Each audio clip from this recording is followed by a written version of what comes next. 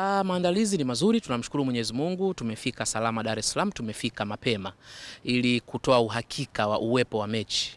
Kwa tumewahi kufika ili wapinzani wetu waweze kufahamu kwamba tuko tayari kwa ajili ya mchezo. Kwa hiyo tuko Dar es Salaam na niseme tu kwamba ni mchezo muhimu kwetu, tunahitaji alama 3. Kiporo hiki kina faida kubwa sana kwetu. Sisi target yetu kubwa ni kusalia ligi kuu, lakini tusalie ligi kuu tukiwa kwenye nafasi 4 za juu. Sehemu ambayo tunaiona tunaweza kuchukua alama 3 miongoni mwa sehemu zote basi ni pamoja na Simba Sports Club. Kwa hiyo tunaamini kabisa tutakuwa na mchezo mgumu sana, lakini tutapata matokeo. Tuna wachezaji wazuri wenye uzoefu. Simba ni timu nzuri na wachezaji wazuri wenye uzoefu, lakini inapokuja suala la mchezo wa ligi tupo kwenye level moja kwa sababu wote tunashiriki ligi ya aina moja. Kwa hiyo ni watoe hofu mashabiki wetu.